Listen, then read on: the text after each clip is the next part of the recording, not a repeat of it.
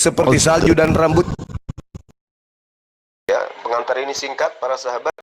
Mantep TV sudah standby. Di like, di subscribe, di share sebanyak mungkin untuk supaya mencegah sahabat-sahabat kita di luar sana tidak terpengaruh terhadap pemurtadan. Sebab teos kita adalah api yang menghanguskan. Wahyu 12 nomor 7. Maka timbullah peperangan di surga. Mikail dan malaikat-malaikatnya berperang melawan naga itu, dan naga itu dibantu oleh malaikat-malaikatnya. Mazmur 18 nomor 8. Asap mengepul dari hidungnya, api yang menghanguskan keluar dari mulutnya, bara api keluar dari dalamnya. Ini daripada saya ke sana ketemu dengan yang kayak begini-begini, mending saya ke surganya umat Islam. Innalladzina amanu wa amilus solihat lahum jannatun naim. Surga-surga yang disiapkan kemudian oleh Allah untuk orang Islam yang mengerjakan amalan saleh penuh dengan kenikmatan. Bagaimana mau nikmat?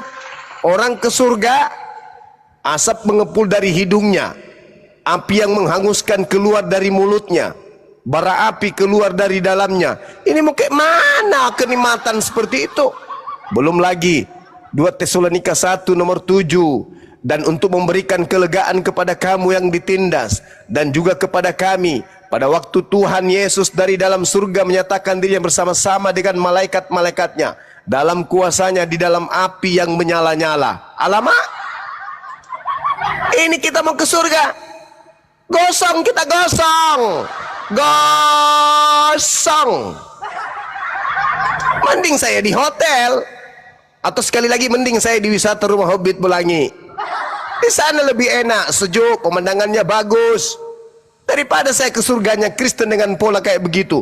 Yesus nampak dari surga, di dalam kuasanya, di dalam api yang bernyala-nyala. Siapa yang mau? Coba api keluar dari surga bersama dengan Yesus, habis itu datang ke kamu, meluk kamu, mau pelukan sama Yesus? Mau? Ngeri coy, ngeri. Makanya orang berakal itu pilih Islam. Ada lagi nih, jijik sama bidadari. Alamak, jijik sama bidadari, tapi sama lubang pantat ndak jijik. Itulah kalian, sakit parah sakitnya. Hah? Jijik sama bidadari, tapi lubang tua yang berkarat penuh dengan kawat suka. Itulah kalian parahnya. Jijik sama bidadari, tapi mau nyaksikan perang naga. Lu pikir naga itu kalau perang coy, api yang keluar dari mulutnya itu membakar semua apa yang ada di depannya. Kata kawanku, itu kan di film. Ya di film aja kayak gitu, apalagi di surga. Film aja serem, apalagi kenyataan. Orang masuk di bioskop nonton yang kayak gitu-gitu aja ngeri, sampai nggak tidur 4 hari 4 malam. Ini di surga, di kehidupan yang nyata, melihat keadaan seperti itu. Siapa yang mau? Hanya orang yang tak ada otak sehatnya yang mau ke sana.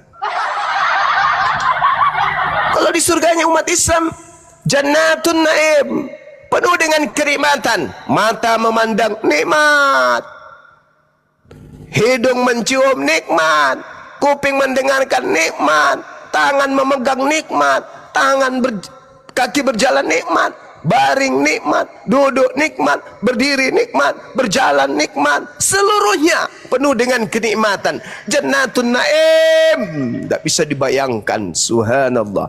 Di Kristen, lihat ke kiri, ada makhluk besar keluar api dari hidungnya. Lihat ke kanan, ada makhluk besar keluar api dari mulutnya. Lihat ke atas, ada makhluk besar menghembuskan api dari mulutnya. Gimana mau nikmat ya Allah? Gimana mau nikmat? Padahal surga itu tempat kenikmatan. Adam sudah menggambarkan itu, Bible sudah menggambarkan itu. Adam, seluruh makanan boleh kau rasakan, boleh kau nikmati, tapi satu jangan kau nikmati ya. Datang iblis, nikmati aja, kamu akan kekal di sini. Sama ketika ada perintah datang kepada Musa, ketika ada perintah kepada Daud, ketika ada perintah kepada Salomo, ketika ada perintah kepada Yesus, iblisnya datang. Oh tidak begitu, Itu sudah digenapi, udah dihapus semua. Sekarang mah bebas, gak ada lagi yang haram, semua boleh kau makan. Kaki meja, tiang listrik, semua bisa kau embat. Pintar iblis itu. Habis itu dijanji, kau makan itu semua, kau nikmati itu semua, habis itu kau kekal di surga. Nenekmu kiper. Adam aja cuman satu pelanggaran diusir, disepak. Apalagi ente yang tidak ke surga, yang di surga aja melanggar disepak, apalagi ente yang belum pernah ke sana.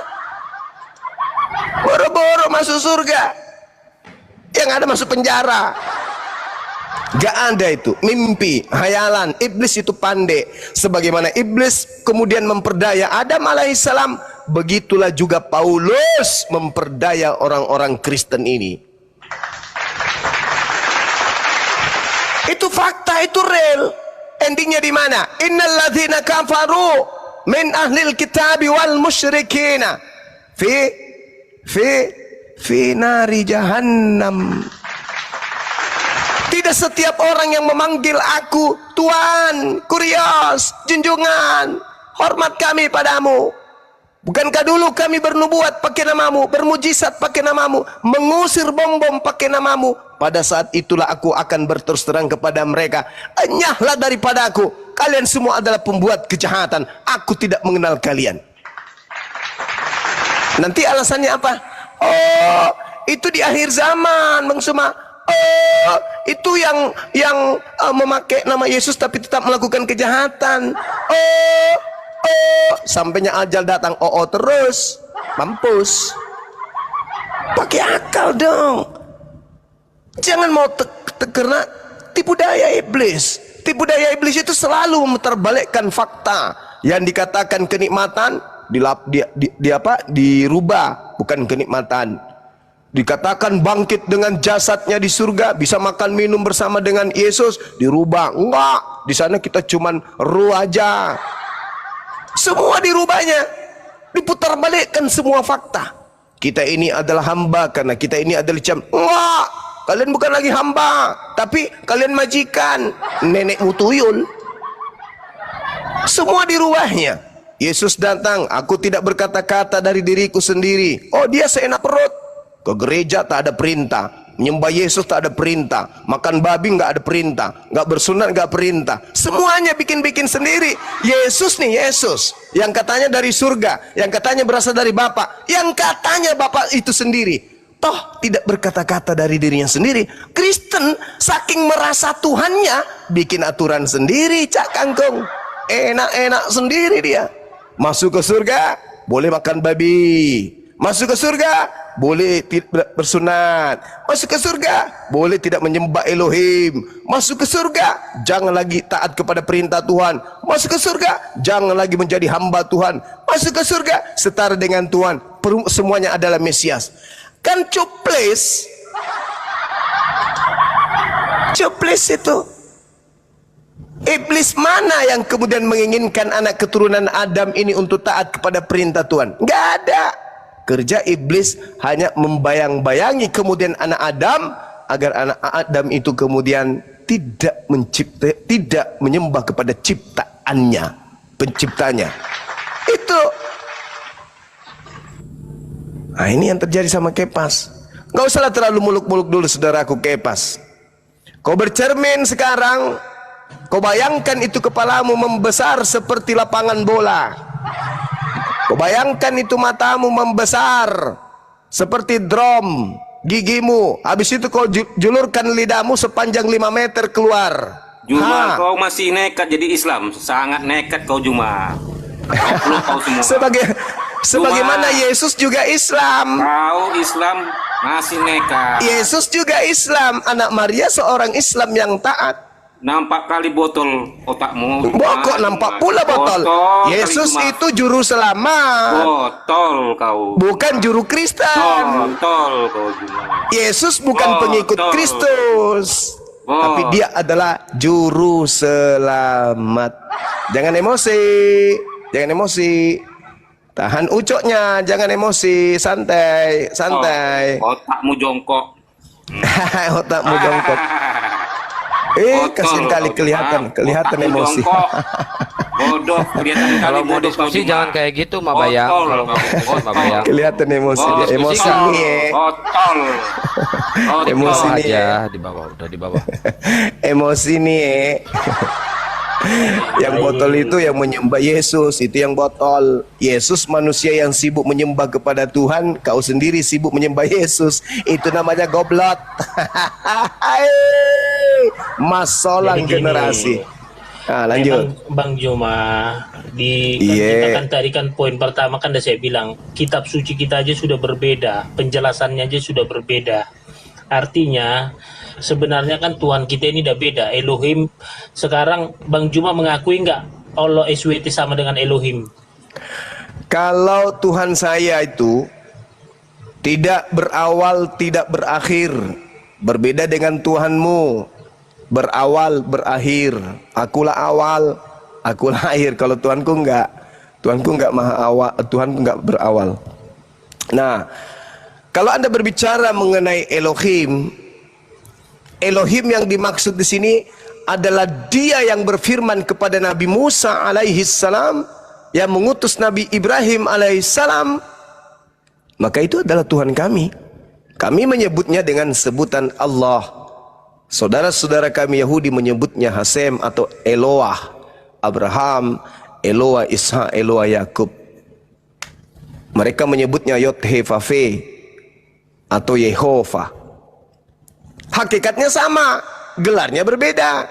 Sama seperti ketika saya kemudian sampai di kantor, di sana gelar saya berubah jadi Pak Nur Alim.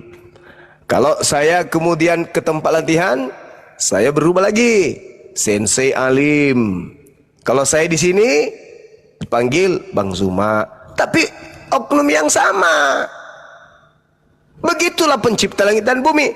Makanya coba kalian tanya, wahai orang-orang Yahudi, ya, seperti apa wujud sembahan kalian? Tidak bisa mereka sampaikan wujudnya kayak gini, wujudnya kayak gini. Nggak ada.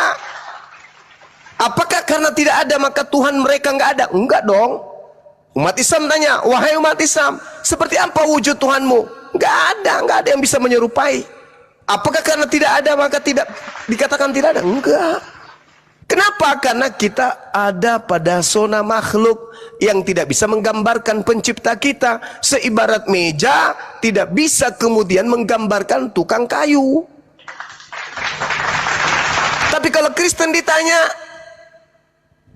Kristen, iya paman, Tuhanmu seperti apa wujudnya? No, lagi diayun. Itu Tuhanku lagi diayun dia. Itu bentar lagi pipis. Tuh Tuhanmu. Beda Cahayu. Tuhan kami nggak sehina itu, karena Tuhan itu maha suci. Tuhan kok kentut. Nah, inilah yang heran kami ini. Kalian mengatasnamakan diri kalian anak-anak Tuhan saja, bikin kemudian langit ketujuh itu bergemuruh. Apalagi Tuhan jadi anak manusia. Kalian aja menyebut diri kalian sebagai anak Tuhan itu tidak pantas. Apalagi Tuhan disebut sebagai anak manusia. Ya itulah orang Jerman bilang, kalian itu dompala. Yang waras napa? Waras dong. Waras aja dulu. Waras itu kalian sudah lumayan kali kalau udah waras. Kami akan dianggap bodoh karena Kristus. Ah, bagus. Kamu bangga disebut bodoh. Sedangkan pola yang diajarkan Yesus, mengasihi Tuhan itu harus cerdas. Kasihilah Tuhanmu dengan akal, bukan dengan bodoh. Itu ajaran Paulus itu.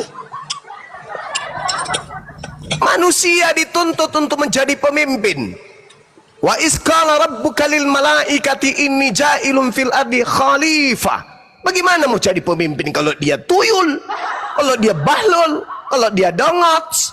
Bagaimana mau jadi pemimpin? Tidak bisa jadi pemimpin kalau dongots. Harus cerdas. Makanya Al-Quran turun, Iqra, baca.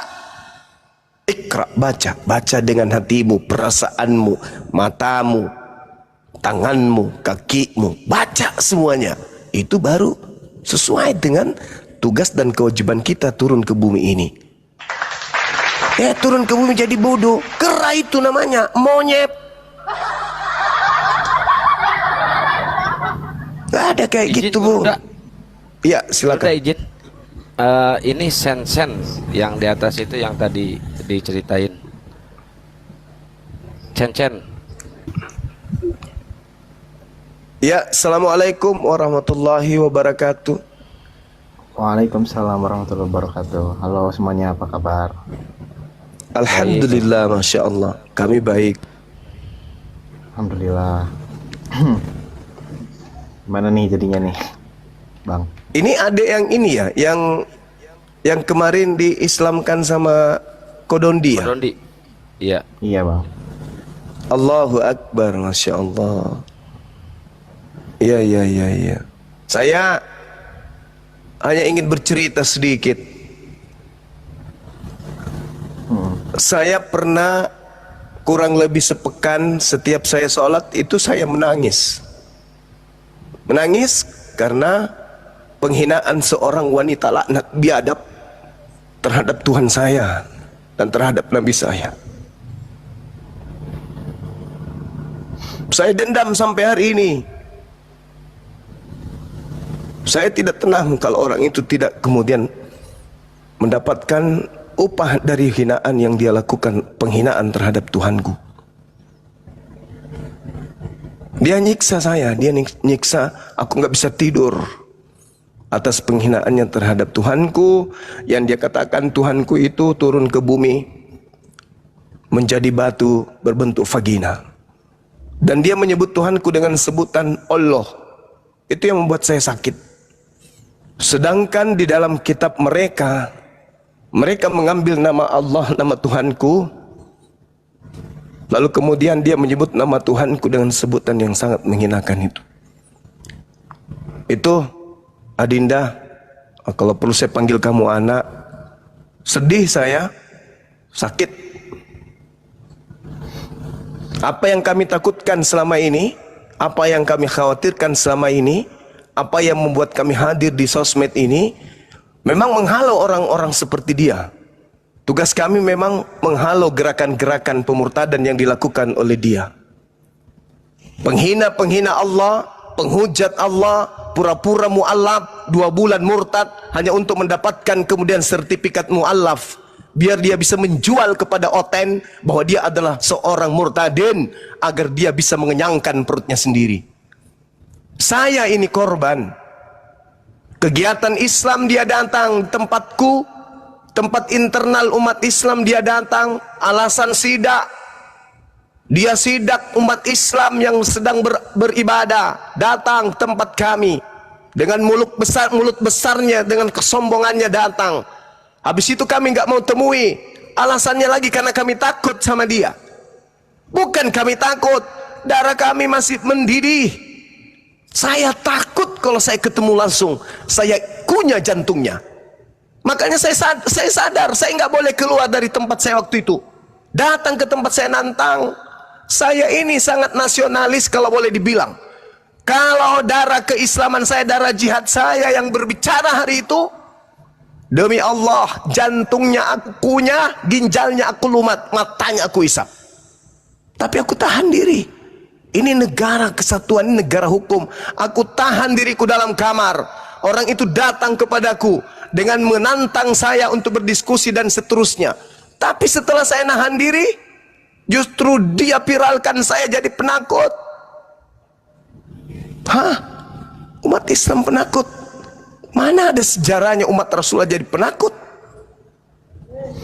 Lalu kemudian setelah dia datang tidak nemui kami, ternyata dia sudah siapkan baju kaos untuk menjebak kami, untuk memurtadkan kami. Baju kaos yang di dalam buku baju itu ada tertulis data-data dari kitab mereka, ajakan untuk menjadi Kristen.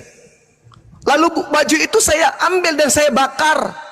Habis itu saya yang dilaporkan sama manusia setan itu, anak binatang tersebut, jin, ifrit yang berwujud manusia. Habis itu tak berhenti, menjebak sana sini, menjebak sana sini, nipu sana sini. Ini sekarang Ananda ini jadi korbannya dengan tipu daya seperti ular yang ada dalam kitab mereka. Dalam kelicikanku aku menjerat engkau dengan tipu daya. Itu perintah. Aku mengutus engkau seperti ular, cerdik seperti ular, jinak seperti merpati. Itu perintah di dalam kitabnya. Maka dia menjerat jiwa-jiwa yang lemah, jiwa-jiwa yang kemudian kosong, dia jerat semuanya. Tidak dengan harta saja, bahkan tubuhnya dia jual demi untuk menjerat dan memurtadkan orang. Itulah dia. Saya berapa kali mau didatangin wanita laknat ini? Tanya dia tuh, berapa kali dia mau datang ke Makassar temui saya? Untuk apa? Saya tidak kenal, tawarkan diri. Ayo Bang Suma, ayo Mas Nur Alim, jumpa yuk. Jangan marah-marahan terus. Kita kan bisa ngopi bareng. Laknat. Mendengar namamu saja darahku mendidih, apalagi mau jumpa samamu, binatang. Tai.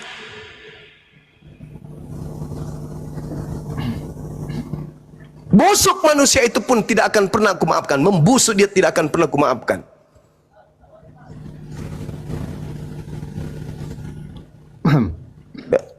Ya, jadi maaf Adinda, saya terbawa emosi.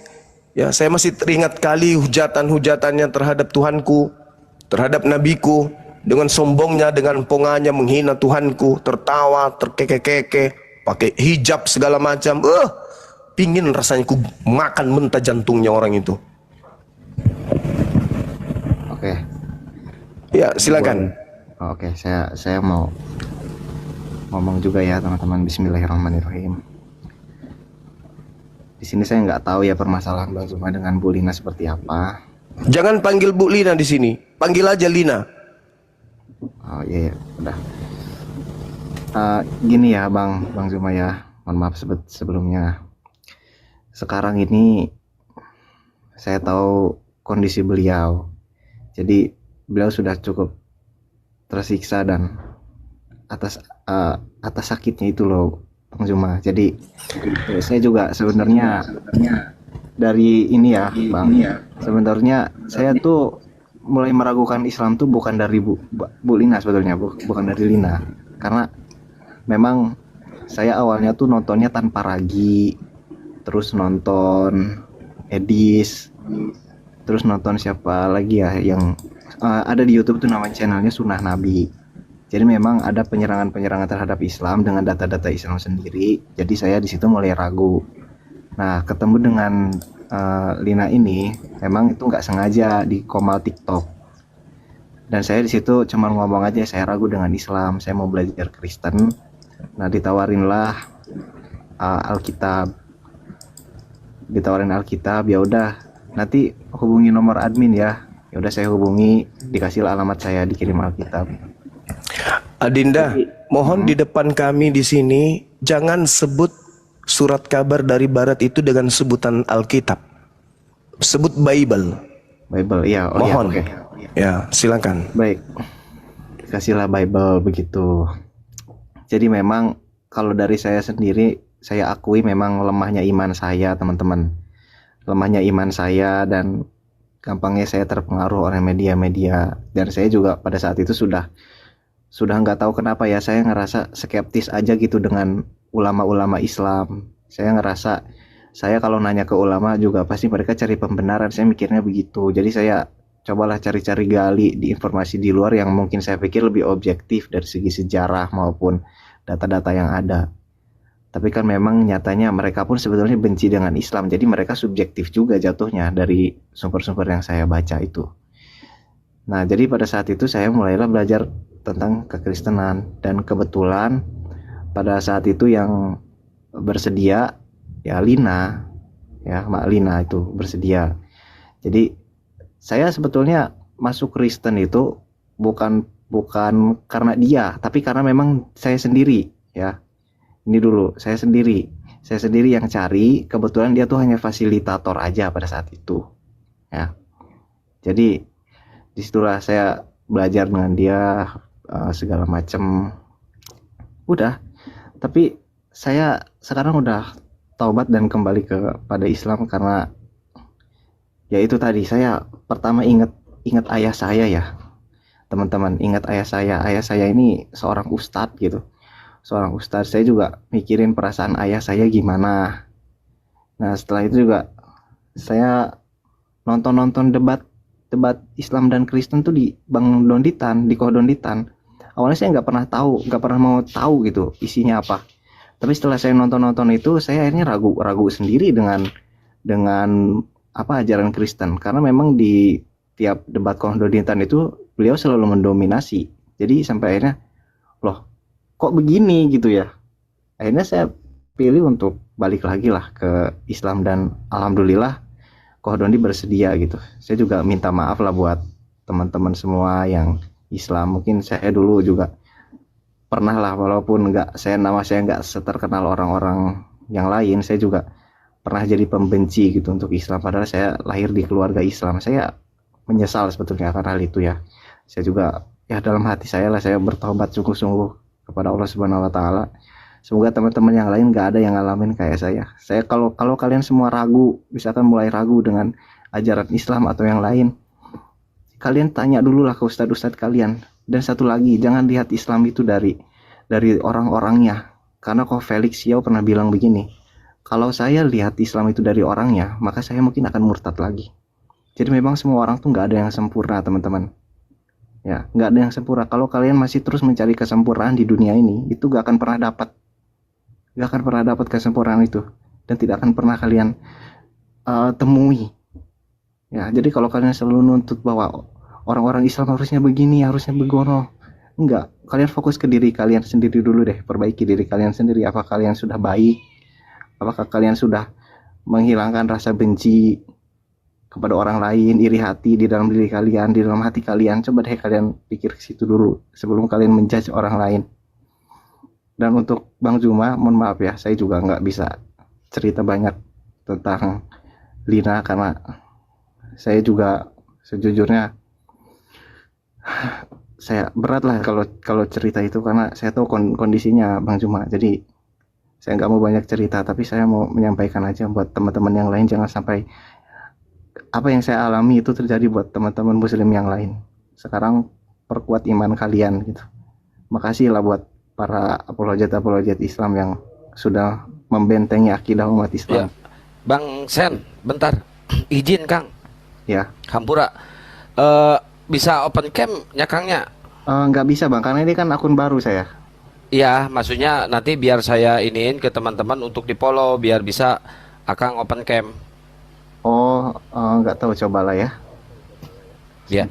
Oke, teman-teman silakan di follow akunnya Bang Chen Yong 77 biar bisa open cam beliaunya ya, teman-teman.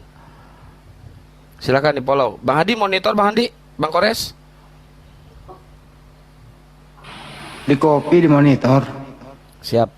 Jangan follow, kasih teman-teman. sama follow.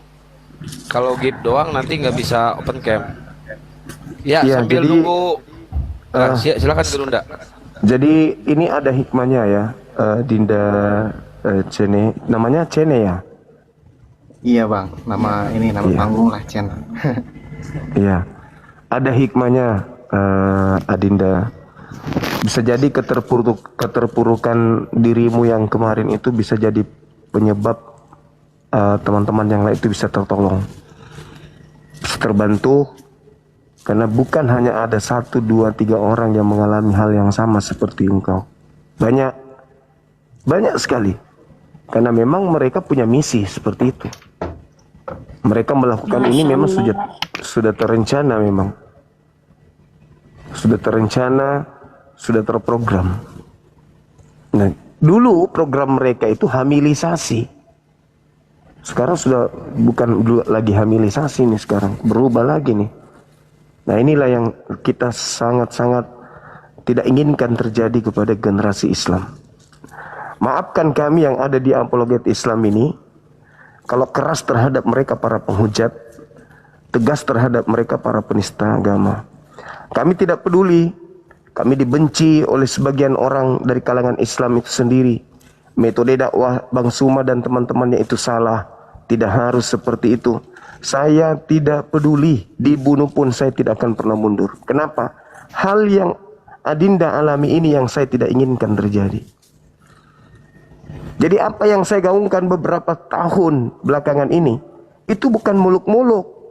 Bukan karena faktor kebencian terhadap mereka, enggak. Tapi karena tidak ingin anak-anak Islam ini kemudian mengalami hal yang serupa dengan dirimu. Itu.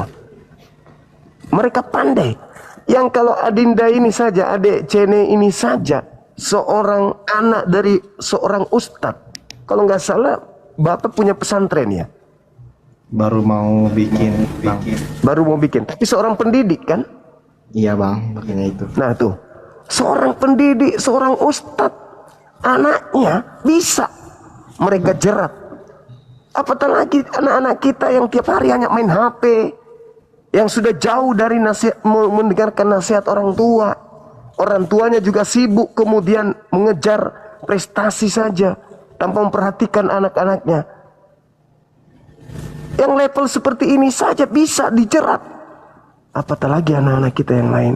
Maka maafkan saya, ya sahabat-sahabat muslim dimanapun berada, ketika saya hadir bersama dengan tim saya untuk melakukan perlawanan, perang logika bersama dengan orang-orang ini, orang-orang misionaris seperti Lina ini, yaitu adalah panggilan jiwa, bukan dibuat-buat. Bukan karena ingin tenar, bukan karena ingin dikenal, bukan karena ingin materi, bukan. Semata-mata karena kami ingin menegakkan tali agama Allah, khususnya kepada generasi Islam agar mereka tidak dimurtadkan. Itu. Nah ini memang banyak yang tidak suka. Wah, apa itu Bang Suma? Ngapain setiap malam kayak gitu? Ya, ini akibatnya. Saya sudah pernah sering katakan kepada orang yang pernah mengatakan, ngapain kau ngurusin agama orang lain? Urusin aja agamamu dulu. Ngapain kau urusin ini? Saya katakan, ya memang enak. Kamu ngomong seperti itu memang enak. Tapi kamu belum merasakan kalau di antara anak-anakmu yang ada dalam rumah tiba-tiba murtad. Itu tidak mungkin. Saya sudah menanamkan akidah yang mantap sama anakku. Kuajarkan mereka sholat, kuajarkan mereka tahajud. Saya tertawa. Saya katakan apa? Apa kurangnya Nabi Adam alaihissalam bercakap langsung dengan Allah. Di sana tidak ada HP, di sana tidak ada internet, di sana tidak ada kemaksiatan-kemaksiatan seperti hari ini. Hanya dilarang makan buah, tetapi jatuh. Apatah lagi kalau cuman modal, anakku sudah saya sekolahkan di pesantren, anakku sudah rajin sholat. Jangan sombong. Iblis itu bisa hadir di mana saya dan kapan saja, dan bisa menjatuhkan siapapun. Ini contohnya. Ini contohnya. Anak seorang ustadz, ini contohnya. Jadi maafkan saya teman-teman sekalian, sahabat-sahabat, orang tua saya yang tidak suka dengan metode dakwah kami, metode penyampaian tablik kami. Ya ini jalan yang harus kami tempuh demi untuk menyelamatkan kemudian generasi kita. Karena kalau tidak, mereka akan semakin merasa hebat. Bayangkan saja, sekolah teologi mereka mengajarkan tentang Islam yang tidak sesuai dengan kaidah Islam, menanamkan kebencian kepada anak didiknya untuk membenci Islam, menghina Islam, menghina Allah, menghina Rasulullah. Mereka dididik seperti itu. Habis itu kita sebagai umat Islam tidak membentengi anak-anak kita, hancur sudah kita, hancur. Karena itu jangan menghalangi dakwah kami, kalau perlu justru dukung kami. Dukung Kodondi, dukung API, dukung Arimatea, dukung kemudian teman-teman yang ada di MMCI, di MCI, ya semua penggiat dakwah lintas agama, tolong didukung. Didukung, dilindungi dan seterusnya. Jangan malah dikecam, sedikit-sedikit diancam, sedikit-sedikit mau ditangkap, mau dipenjarakan. Jangan. Karena Indonesia butuh ketenangan. Kapan tidak ada kemudian yang mengerem mereka, selalu masuk ke lorong-lorong, memurtadkan orang, memurtadkan anak orang, maka itu justru akan memicu pertikaian. Pasti itu. Ya, kalau 1, 2, 3 orang mungkin masih bisa, tapi kalau sudah serentak, di sini ada murtad, di sana ada murtad, di sana ada murtad, pasti umat Islam akan bergerak. Ada apa ini? Tapi kalau kami membentengi kemudian mereka, anak-anak kita di sosmed ini, ya tentu itu akan meminimalisir kemudian dan mempersempit gerakan mereka yang mengatasnamakan diri mereka penginjil, anak-anak Tuhan katanya. Ya, saya kira begitu. Mungkin masih ada yang ingin disampaikan atau yang lain, silakan. Ya, mungkin yang lain mau menyampaikan, silakan. Teman-teman tolong di follow ya akun Bang Senyong 77 biar beliau bisa open cam, teman-teman ya. Ayo di follow cepat, ini ada Oke, harus 2,1. berapa follower bang? Kalau boleh tahu. Harus 1000. Harus 1000. Hah? Harus 1000 ya? Wah, Ini abang baru abang baru 400 ini. 485. Ayo teman-teman di follow dulu ya biar bisa open cam. Syukron jazakallahu khairan kasiron teman-teman semuanya yang sudah follow-follow dan lempar-lempar gift. Semoga Allah membalas kebaikan kalian semuanya. Amin. Mungkin Bang Handi mau menambahkan? Bisa Bang bertanya Ceyung, Akang? iya silakan. Akang. Boleh. Boleh. Ya, Memang silakan. keadaan si Lina Tidak Jaya ini memang benar-benar udah terpuruk, Bang. Bang. Iya, bentar. Maksudnya ya memang udah sakit gitu, sakit. Itu aja sih. Kalau terpuruk atau enggaknya saya juga nggak tahu. Tapi memang Intinya sakit aja, udah gitu jangan diperdalam Bunda Rahma. Soalnya ini lab. Oke. Ya, kita jaga keamanan Bang Chen juga.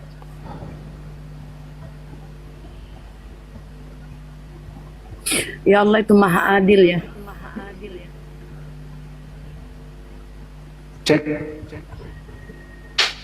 Ya masuk Bang. Saya nunggu on cam dulu aja. Saya sebenarnya banyak pertanyaan dari awal pertemuan, terus bagaimana caranya dan seterusnya begitu. Tapi teman-teman di follow dulu biar bisa on cam. Jadi supaya enak nanti kalau kita sharing sama adik kita ini gitu. Sekarang udah berapa followernya?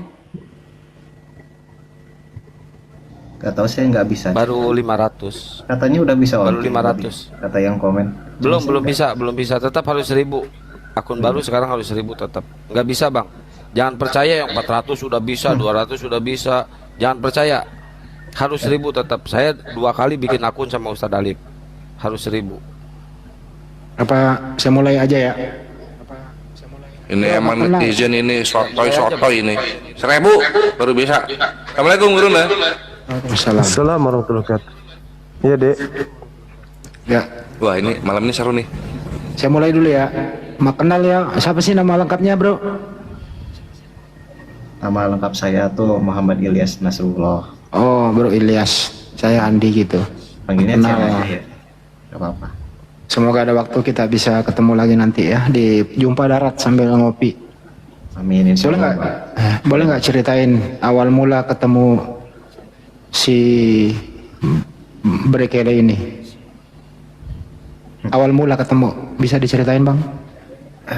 Awal mula ketemunya memang saya yang pengen ketemu ya bang ya. Saya pengen ketemu karena setelah dikasih Alkitab tuh saya sering teleponan intens gitu, sering nanya-nanya tentang kekristenan. Nah terus sampai Bang Chen, Ya. jangan nyebut Alkitab Bang Chen. oh iya maaf. Bible aja Bible. Bible ya, Bible Iya, itu Bible ya. ya. Ah, Bible. Nah, belajar Bible. Terus sampai akhirnya saya mulai merasa pengen ketemu dong gitu. Pengen belajar langsung. Nah, sampai pada tanggal 1 Februari itu beliau bilang, saya tanggal 1 ada di Jakarta nih, kalau mau ketemu yuk ketemu. Nah, saya ketemulah pada saat itu. Pertemuan pertama ya kita ngobrol-ngobrol lah biasa, nggak ada hal yang aneh, cuma ngobrol-ngobrol biasa. Terus pertemuan yang kedua itu pada tanggal 22 Februari ya, saya tanggal 22 Februari itu saya diundang ke acara ulang tahun beliau. Saya diundang, saya datanglah ya kan. Terus beliau juga bilang, saya seminggu nih di Jakarta, kalau kamu mau ikut aja bareng, sekalian lihat pelayanan gitu kan, penginjilan lapangan tuh gimana sih kan. Karena pada saat itu saya baru join Kristen, baru ya istilahnya berani lah menampakkan diri untuk belajar Kristen. Saya juga ikut dong, tertarik gimana sih pelayanan lapangan tuh, penginjilan tuh gimana, saya ikut. Nah udahlah, di situ jujur ya Bang ya, jujur saya melihat kebaikan beliau, saya jadi jatuh cinta sama beliau. Ini saya ngomong jujur aja, saya ada perasaan sayang sama beliau tuh sebetulnya, karena saya ngelihat ya baiklah, beliau tuh orangnya baik, itu suka berbagi segala macam. Terus bisa dibilang tuh beliau tuh kalau kemana-mana ya, misal ngajak ngumpul gitu, pasti beliau yang bayarin semua gitu. Terus beliau juga sebenarnya orangnya perhatian gitu, care lah ke sesama.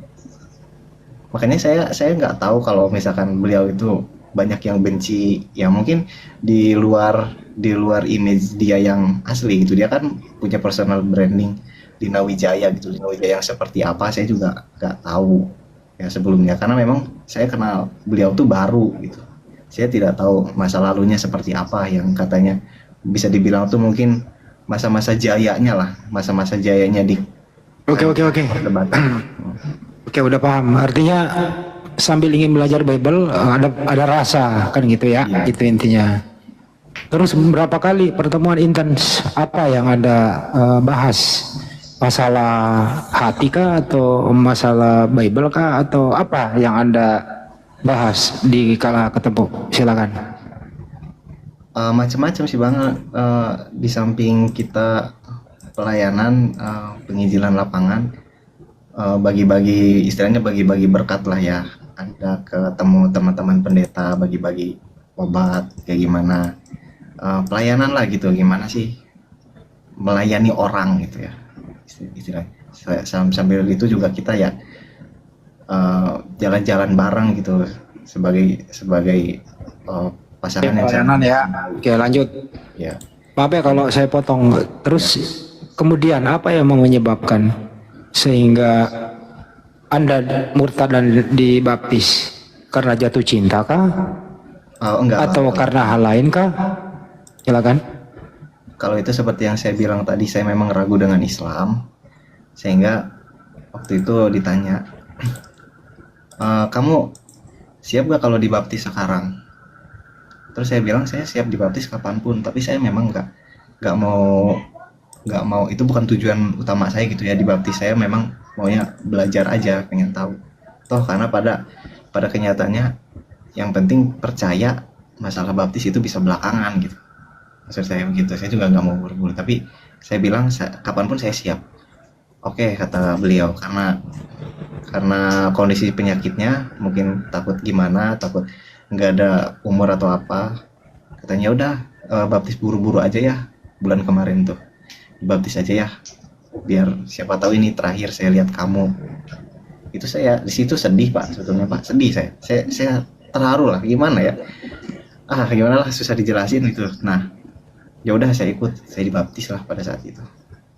Nah setelah dibaptis itu saya sering nonton video Koh Dondi sebetulnya. Jadi saya ragu-ragu sendiri ya, memang orangnya labil lah saya akui itu. Oke. Jadi setelah dibaptis dengan melankolisnya gitu ya. Oke, resmilah Anda menjadi Kristen murtad karena Bang Hadi, ragu. sebelum ke pertanyaan selanjutnya, tolong minta di follow biar cepat dia bisa on cam, Bang Hadi, sambil di ini. Coba sebentar bisa on cam guys, Belum, harus 1000, belum. Coba Bang Hadi, kalau sama Bang Hadi biar cepat.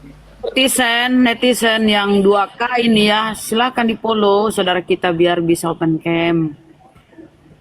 Ayo. Tinggal 300 Follow. lagi itu.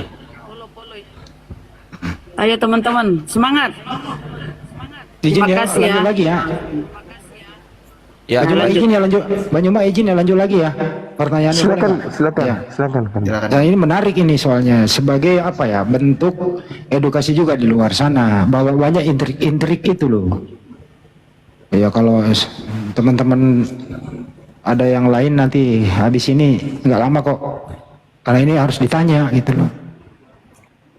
Terus kemudian sesudah dibaptis itu intens ketemu lagi nggak bro? Silakan. Nggak ada lagi bang ketemu setelah itu. Selebihnya kita banyak berantemnya gitu, banyak berantemnya lah di HP. Walaupun hanya perkara-perkara sepele sebetulnya. Kayak misalkan saya telat angkat telepon, terus saya sibuk. Saya kan maksudnya nggak sibuk-sibuk juga, cuman saya tuh sering main game bang. Sering main. Oke. Habis itu nggak ada lagi. Terus kemudian ada dikasih sesuatu gitu? Dikasih Alkitab aja sih, Alkitab Bible aja sih. Gitu. Materi? Enggak bang. Hal yang tidak layak? Enggak ada juga. Pernah diajak berduaan? Mau dijawab boleh nggak? Kan Boleh. memang berdua bang kita. Maksudnya saya nemenin gitu. Sampai jam pagi, pulang pagi atau gimana? Asisten. Tempat khusus gitu? Kalau ke luar kota kan nginep bang, kami nggak sehari 2 hari, bisa seminggu gitu. Oke. Boleh dijawab, boleh tidak nih? Sempat melakukan hal yang terlarang? Itu saya nggak mau jawab lah. Oke. Kalau begitu ya kita aja yang mengerti sendiri ya teman-teman ya. Jadi saya udah bilang tadi bisa dijawab bisa enggak. Kalau mau hujat saya aja teman-teman. Oke, baik. Hujat yang lain. Maaf ya Bang Yuma, pertanyaan saya tajam loh. Kalau dibiarkan tajam ini, gimana? Saya terusin apa gimana? Iya, nggak apa-apa. Nggak apa-apa ya. Jadi di Tapi sini ada antara- ini juga, Ya. maaf Kanda, ada ini Ya. juga kalau rasa tidak pantas untuk dipublish, jangan diumbar semuanya di sini. Kami udah ngerti kok si Lina itu jauh sebelum ada ini kenal sama dia, kami udah tahu. Nanti kami akan tunjukkan videonya juga. Sebenarnya Setelah saya ini, nggak silakan. mau banyak ngomongin Lina ya. Saya nggak enak hati sebetulnya. Jujur lah, saya nggak enak hati juga sama dia gitu. Itu sudah hukuman dia karena telah menghujat Allah Ya, dan Nabi kita.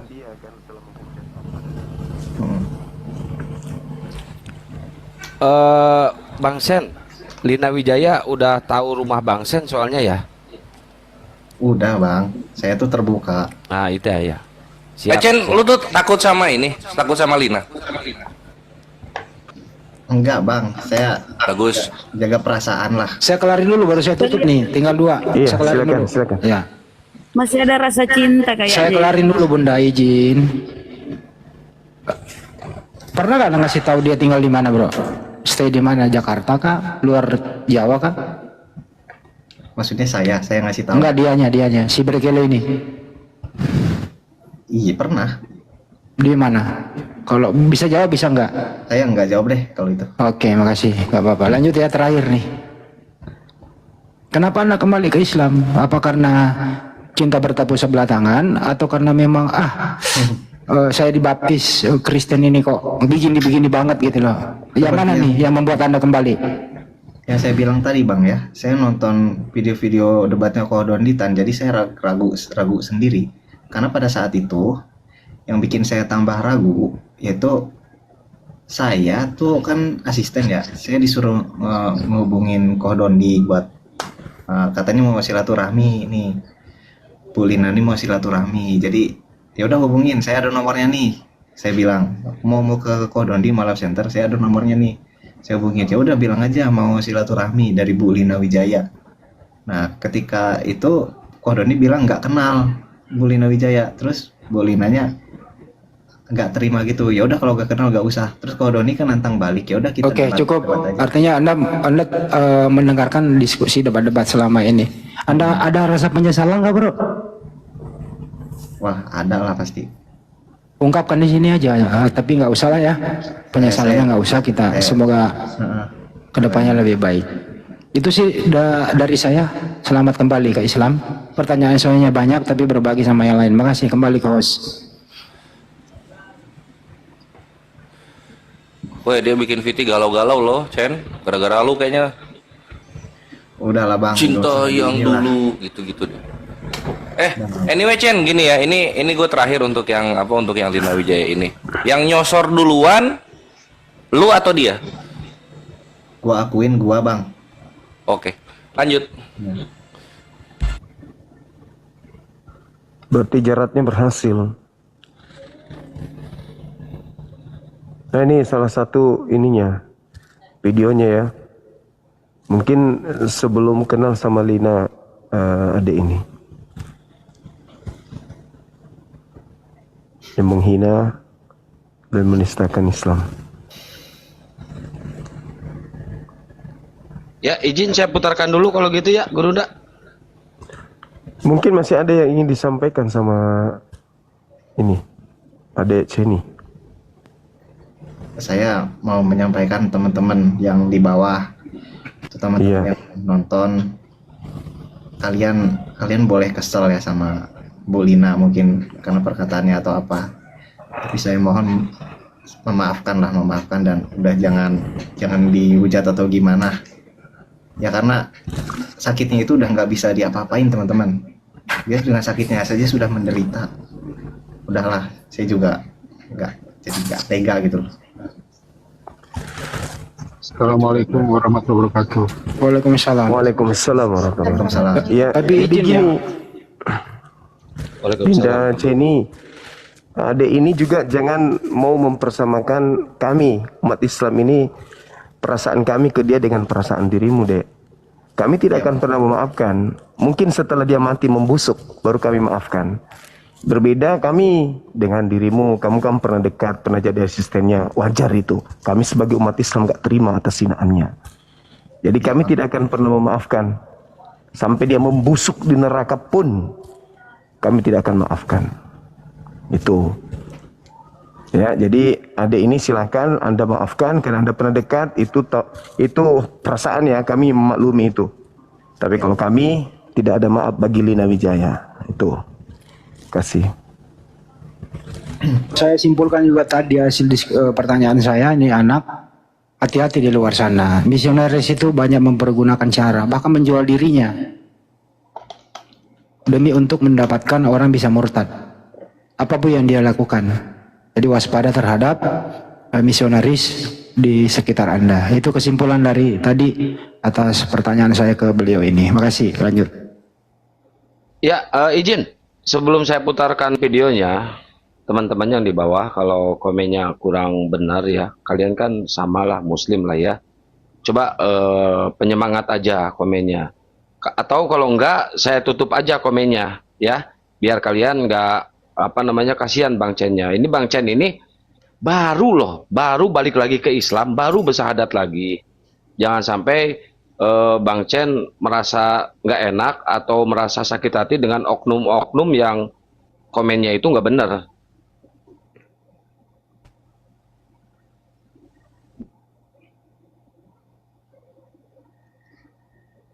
Ini kan pribadi Bang Chen, ya. Tolong, mending di tab-tab layar daripada komennya benar, apalagi bikin sakit hati atau bikin ilfil Bang Chen, nggak boleh dong ya. Atau kalau nggak saya tutup komentarnya.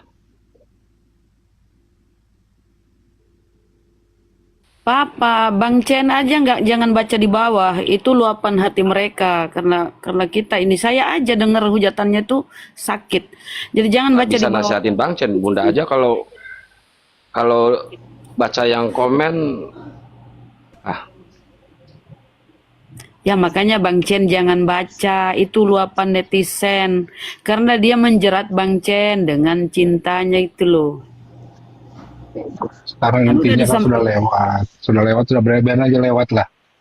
Toh juga si Chen ini kan sudah mengaku salah, sudah mengaku juga ada kekhilafan. Namanya manusia kan memang seperti khilaf.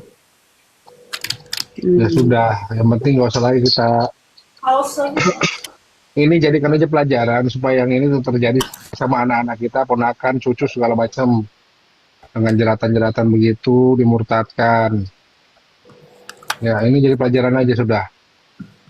Kita alhamdulillah Bang Chen ini sudah pindah, sudah balik. Ya, sudah kita terimalah, kita terima dengan lapang dada. Apapun dari kesalahannya udah kita lupakan. Tetapi bukan berarti kita melupakan kesalahan si Lina itu. Lina jangan kita lupakan. Karena kan pertaruhannya duluan mati apa duluan ketangkep? Ya, Itu aja kita udah. nunggu. Ya, kita nunggu Bang Chen. Bang Chen masih terjeda ini sebelum saya putarkan. Bang Jul, assalamualaikum warahmatullahi wabarakatuh. Ini Bang Jul bukan? Mana? Oh iya, Bang Jul. Ya, kita nunggu Bang Chen masih terjeda itu.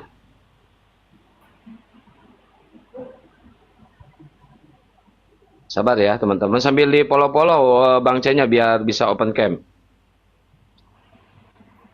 Ini kayaknya ya.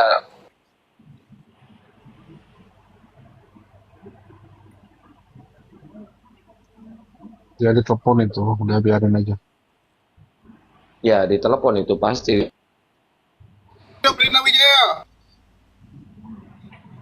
Itu kalau kelamaan jeda takutnya kepental itu Bang Chen-nya.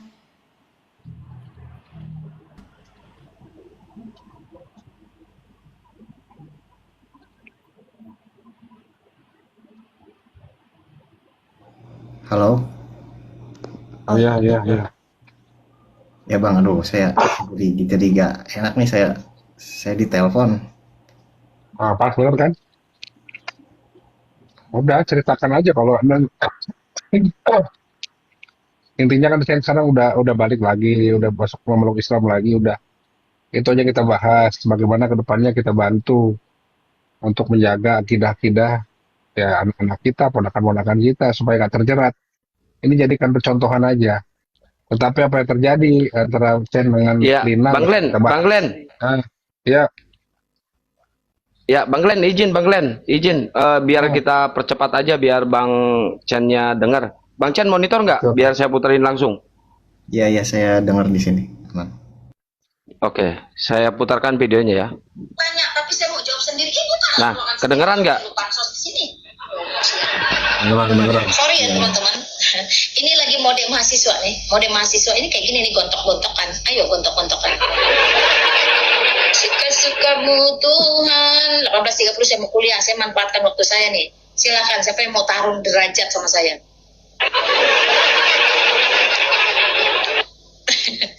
Iyalah, saya punya jawaban seperti itu kok. Dia mau revisi enak aja.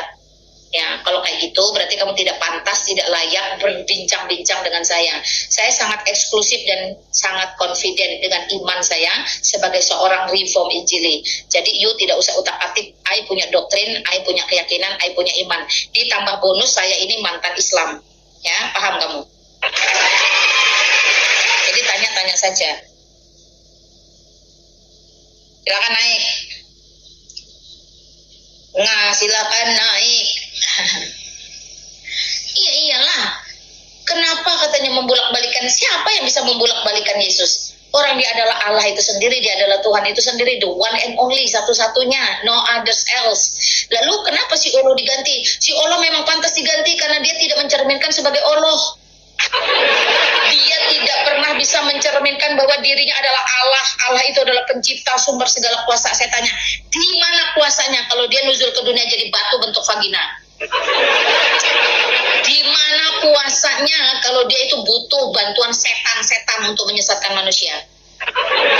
Suka-sukamu Tuhan, suka-sukamu Tuhan. Jadi pantaslah si Allah itu saya ganti dengan Yesus Kristus, satu-satunya Allah dan Tuhan yang berkuasa di bumi, ya, berkuasa di sorga, berkuasa di dunia orang mati, ya. Makanya lebih gampang kalau kamu itu cerdas. Tanya saya dong, woi Lina, kenapa kau keluar dari Islam? Nih yang satu ada komentar sebelum saya putarkan yang satunya, Bang. Ya ada komentar lah. Enggak, ini dari Bang Sen. Udah Bang, lanjut aja Bang. Lanjut ya. Ya, biar Bang Sen tahu aja ke Islam dia. Mobil saya turun, tidak saya bawa, saya tinggal karena biasanya saya bagi ke orang-orang di pinggir jalan juga. Tetapi karena saya datang, si Juma menolak bertemu, takut katanya masih tidur, yaitu menurut Ripa lagi tidur di dalam sarung bermain burung, terserah dia lah ya. Lalu si Kores juga katanya tidur, saya telepon, saya WhatsApp, tidak ada yang mau keluar, tidak ada yang mau respon. Lalu si Nandar katanya malam itu juga sama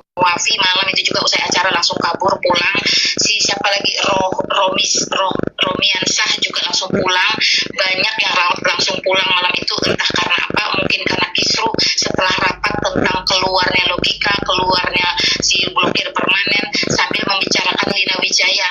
Nah, mereka menjadi tegang ketika pada paginya saya datang. Karena memang itu yang saya dengar, rapat mereka, pembicaraan mereka malam itu setelah acara lalu pada bubar. Tidak ada yang mau bertahan. Yang rapat yang saya siapa saya? Diam. Setelah mereka bubar pagi itu saya datang sudah sepi, sunyi, sepi seperti kuburan teman-teman ya. Nah, karena sekali lagi saya ulang, si Juma dan si Kores yang saya bidik itu Juma tidak mau keluar, tidak mau bertemu saya. 30 menit saya menunggu dia bangun dari tidur, tak bangun-bangun. Saya pulang. Sebelum saya pulang, saya sebagai orang Kristen itu dipanggil untuk berbagi. Lalu saya menawarkan. Di dalam hukum, apa yang saya lakukan itu benar, tidak bisa dituntut. Sebab saya menawarkan, hai Ripa dan kawan-kawan. Yang bertemu dengan saya itu ada Ripa, ada Budak Angon, ada Bunda, saya tidak tahu namanya siapa itu yang dipanggil Umi, saya tidak tahu. Terus ada siapa si Hasan, saya tidak tahu, udah hafal saya teman-teman ya. Sebelum saya pulang, saya boleh bilang, saya mau pulang, tapi saya punya souvenir, kalian mau nggak? Nah, si Umi itu tanya, apa souvenirnya? Baju dong. Ya, nggak mungkin saya kasih kamu yang murahan, gantungan kunci, tempelan kulkas. Udah mungkin sampai di situ ya, Guru ndak? Iya, itu salah satu ulahnya ya. Jadi kalau di belakang, kalau di dunia nyata mungkin bersama dengan calon-calon korban atau korbannya, dia itu seperti malaikat. Tapi kalau di depan sosmed kayak begini, hinaannya terhadap Islam, Allah itu ya gini, ini belum apa-apa ini. Hinaannya itu sangat luar biasa tuh. Dan ya saya boleh katakan kemungkinan sakitnya dia itu karena ada panggilan polisi. Bisa jadi pura-pura sakit. Karena selama ini kita lihat dia sehat-sehat aja. Dia ke Medan, dia ke Kalimantan, dia ke Pontianak, sikit-sikit ada di beda pulau. Saya takutnya dia ini penyakitnya penyakit Lombok, sakit-sakit Lombok. Kecuali kalau dia maaf kena penyakit AIDS kah atau apa mungkin. Saya curiganya itu sih. Tapi kalau penyakit-penyakit lain saya rasa enggak. Dia itu segar bugar. Dia segar bugar dan baru-baru aja. Tunggu dulu, saya lihat WA-nya ke saya dengan teleponannya itu kapan dia telepon saya nih. Kalau dia sakit parah, saya rasa nggak mungkin juga dia di IGD masih WA-WAan sama adik ini. Tanggal 22 Mei, hari apa itu? Dia masih miss call saya. Baru-baru, sakit apa dia rupanya? Kalau dibilang sakit parah, sedikit lagi dia mau meninggal, ya alhamdulillah sih kalau segera. Tapi kalau dibilang sakit, saya curiga dibuat-buat. Karena takut, karena sudah panggilan kedua. Sedikit lagi dijemput. Saya kira begitu, teman-teman, silakan. Sepertinya sih. Ya ngakunya Ayo, sih, ngakunya sih kanker paru-paru stadium akhir, ngakunya. Tetapi bukti konkretnya nggak ada, itu aja. Kalau paru-paru itu Dinda, setiap dia live pasti batuk-batuk. Ini tidak pernah sekalipun kita lihat dia batuk. Yang paru-paru itu kayak si Rudy Yohanes. Ini saya curiga dia menjadikan adik Chen ini sebagai corong supaya dia berbicara kemana-mana supaya sampai ke pihak berwajib bahwa dia sakit. Curiganya saya gitu. Betul. Sama Gurunda, pikiranku. Dari cara bicaranya Bang Chen juga ini kita bisa menilai loh. Ya teman-teman, tinggal 200 lagi, silakan di follow Bang Chen-nya biar bisa open cam Bang Chen-nya ya teman-teman. Ayo di follow teman-teman. Mungkin Bang Jul ada pertanyaan Bang Jul buat Bang Chen. Nggak, nyimak, lanjut. Atau Bang Kores ada pertanyaan, silakan sambil kita nunggu followernya nambah. Ya jadi begini juga, si Chen ini kan diancam akan dilaporkan. Ya, walaupun yang saya lihat pasalnya pasal ngarang semua, pasal nggak masuk akal. Ya, itu pasal bikinan dia aja, asumsi dia seperti asumsi ke Bibel, sama-sama dia ke Bibel asumsi, ke KUHP juga asumsi kan gitu. Ya, jadi gini Chen, nggak usah takut, kalau emang dia betul mau mengadukan, ayo kita tunggulah Saya bukan nantangin, tapi apa yang Bang, saya lihat, Bang Glenn, izin. Emang diaduinya dalam hal apa? Mau diancam ini? ada ite-itean lah. Undang-undang IT tentang ini yang katanya, sekarang atau ya, yang kemarin di Kodondi? yang ini yang kemarin. Oh, yang kemarin. Ya, Oke. yang kemarin. Kalau ya. misalkan ini terjadi dilaporkan Gurunda, apakah apa yang tindakan api yang dilakukan? Ya kita backup ada ini. Ya, Masya Allah, Allahu Akbar. Nggak usah takut. dilawan, di backup lah. Nggak usah takut. Iya. Umat Islam se-Indonesia bahkan sedunia ada di depan, bukan di belakangmu. Yang penting satu, ya jangan seperti kasus yang kemarin. Kita sudah pasang badan, ternyata ada kasus lainnya. Kayak si yang di sorry yang kemarin itu. Saya kan pasang badan kalau sampai gara-gara patung ini, gara-gara foto ini kau di penjara. Ternyata bukan karena kasus itu, kasus yang lain. Nah, selama kalau masih karena kasus misinya beliau ini, kamu dia papain sama dia, api bukan di belakang, kita di depanmu. Gak usah khawatir, gak usah takut. Memang kerjanya kayak gitu. Dia yang melakukan, dia yang melaporkan. Contoh seperti saya yang terzolimi, saya pula yang dia laporkan. Habis itu dia nyanyi-nyanyi, joget-joget. Jadi nggak usah khawatir, Dinda. Saya keras begini karena kesal aja. Saya sebenarnya nonton video kamu itu, mata saya itu berkaca-kaca. Saya lihat Bapak, bagaimana orang tuamu bercerita, bagaimana senangnya beliau, terharunya dirimu. Hancur perasaannya, anak yang disayang tiba-tiba murtad. Ya, tapi alhamdulillah dirimu sudah kembali. Cuman yang perlu ada ini pahami, Lina itu bukan cuma you yang jadi korbannya. Saya yakin itu.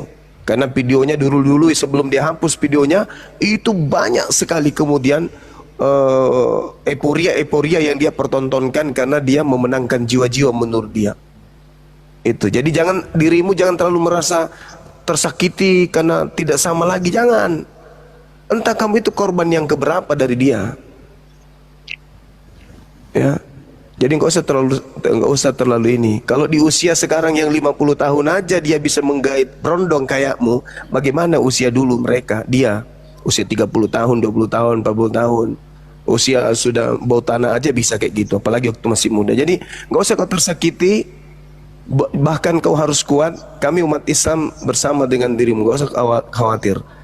Justru dia itu juga sekarang dalam keadaan terancam itu. Ya nggak usah takut, Cen. Ya, tapi kan Nggak usah ini takut. posisinya Gurunda, si L ini kan terlapor nih, sebentar lagi mungkin jadi TSK. Apakah bisa dia melaporkan? Kalau posisinya Masih seperti bisa. itu? Masih bisa. Masih bisa. Masih bisa. Iya. Intinya dari Kodondi sudah mengatakan akan mengirimkan pengacara gratis. Ya. Dari Bang Juma juga sudah bikin backup, Cen. Dua-duanya tetap ke saya. Jadi aman ya. Saya tetap ada di depan. Jadi apapun yang kabarnya saya langsung ya. Betul. Nggak usah khawatir, Dinda. Salam sama Bapak ya, sama Ustadz. Sama Abi. Iya bang. Iya, sama Abi. Iya. Salam keluarga. Nggak usah khawatir. Ada waktu kita berkunjung lah. Kapan kita berkunjung ke Bogor atau ke Cianjur kalau ada waktu. Teman-teman dipercepat 60 lagi teman-teman. Di follow-nya 60 lagi. Masa ini 2,6? Kayaknya banyak oten nih yang nonton nih, ngerekod nih kayaknya nih. Ini belum bisa ya. Utusan. Teman-teman, kalau kalian ragu sama saya balik ke Islam, terserah lah. Enggak, kita nggak ragu, Cen. Kami nggak ragu. Kami tidak ada keraguan. Komen ini loh bang. Enggak, itu kebanyakan oten juga yang nyamar, Bang Iya, Chen. banyak yang nyamar. Jadi Banyak yang nyamar. kalau masalah Chen bersyahadat kembali, kami nggak ada ragu sedikit pun, kami tidak ada keraguan. Yang kami hanya meragukan, jangan sampai Chen terjerat lagi, gitu loh. Itu yang kami ragukan. Kalau Anda bersyahadat tidak ada ragu sedikit, tidak ada. Nah ini Bang Chen udah 1000, Bang Chen harus turun dulu keluar dari TikTok. Oke. Terus masuk lagi ya, baru bisa open cam. Oke bang, bentar ya. Oke ya, turun dulu ya. Iya, Masya Allah, Kodondi lagi alhamdulillah. lah. Kodondi lagi lah, tadi udah saya undang. Udah beres labnya. Coba ditelepon lagi Bang Glenn. Udah saya Biar naik undang ke sini.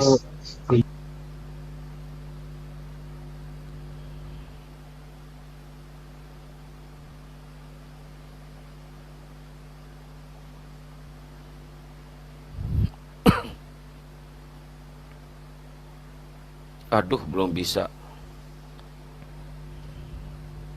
Kenapa ya nggak bisa gini ya? Harus keluar aplikasi dulu. Jadi aplikasinya di close dulu Oh, gitu aplikasinya, ya. dibersihin Yaudah. semua. Masuk lagi.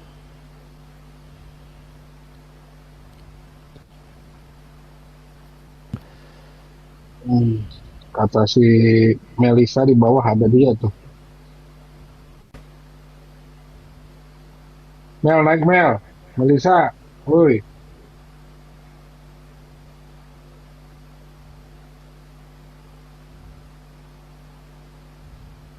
Itu Selina Wijaya minta naik tuh. Nggak ada tabayun. Emang apa tabayun? Tabayunnya sama umat muslim di Indonesia. Kalau tabayun sama umat muslim. Nggak ada urusan tabayun, nggak ada. Waduh, nggak bisa open cam dia. Live access need to go live on video as Nggak bisa. Yes. Bang Glenn punya akun yang udah bisa open cam nggak? Biar dipinjemin dulu sama Bang ini. Ada akun gua satu lagi, cuman passwordnya apa ya? Passwordnya lupa gua. Wah, Ini kenapa sih emang yang nggak bisa on cam nih? Saya nggak ngerti soalnya. iya harus seminggu Oh, harus atau seminggu. 3 hari. Oh. Oh iya, aturan baru, nggak cuma viewer, tapi harus nunggu 3 hari baru bisa. Ya 3 hari baru bisa. Ini supaya panjang dan Gurunda masuk ya ke sini. Gua kasih yang seru-seru nih dari Chen Yong. Nah, gini Chen Yong. Chen Yong, apa yang menyebabkan gua revisi. Nonton apa sampai Chen Yong itu oleng imannya dari Islam? Silahkan. Ada channel di YouTube namanya Sunnah Nabi. Pada tahu gak kalian, teman-teman? Atau di bawah pada tahu gak? Ada channel. Tahu. Lanjut. Ya, itu pertama. Terus kedua ada namanya Tanpa Ragi. Ya. Tanpa Ragi 2. Terus? Nah, itu aja sih yang inti-intinya dari situ. Saya sering nonton itu. Oke. Sebelum kita tanggapin Sunnah Nabi sama Tanpa Raginya, coba sebutin yang paling terngiang salah satu konten dari mereka supaya kita ratain di sini. Yang paling terngiang itu kalau di Sunnah Nabi yaitu kejadian ketika Nabi Muhammad itu menikahi mantan istri anaknya Zaid, anak angkat. Di situ. Nah, di situ kan narasinya, masa Nabi kayak gini? Terus saya mikir, iya juga, kenapa kayak gini gitu. Itu bodohnya saya ya teman-teman, maaf ya, maaf ini bukan maksud apa. Terus kalau yang di Tanpa Ragi itu tentang pokoknya series Abdul Amburadul ada di situ, series Abdul Amburadul. Jadi Oke, Tanpa Ragi nanti diingat-ingat dulu, kita bahas dulu yang pertama ya, menikahi apa fitnahnya itu menikahi menantu kan gitu ya. Oke, silahkan Gurunda, gas. Gurunda. Waduh, Gurunda keburu badminton.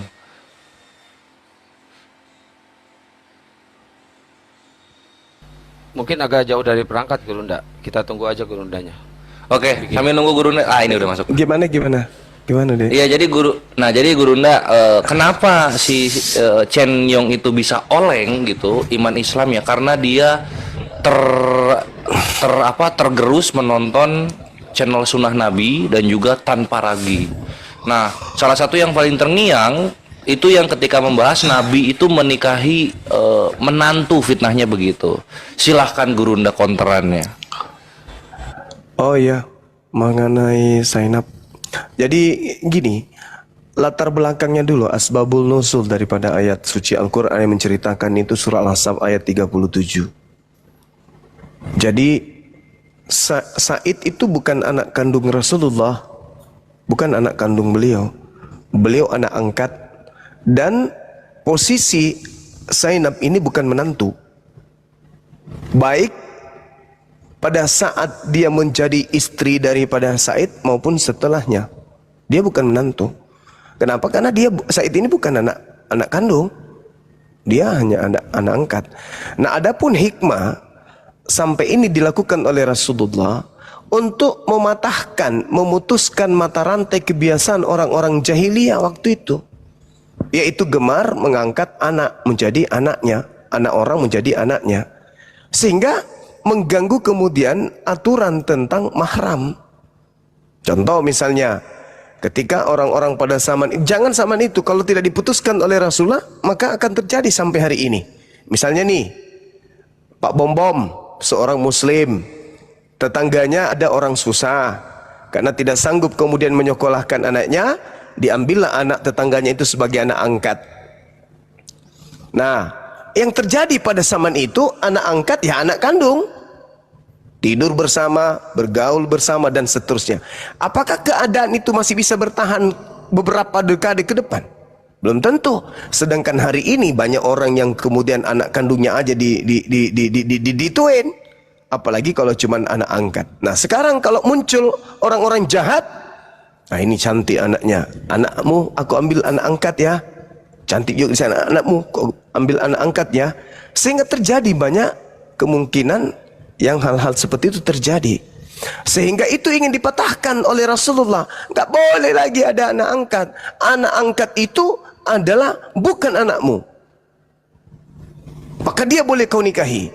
Itu maksudnya tuh.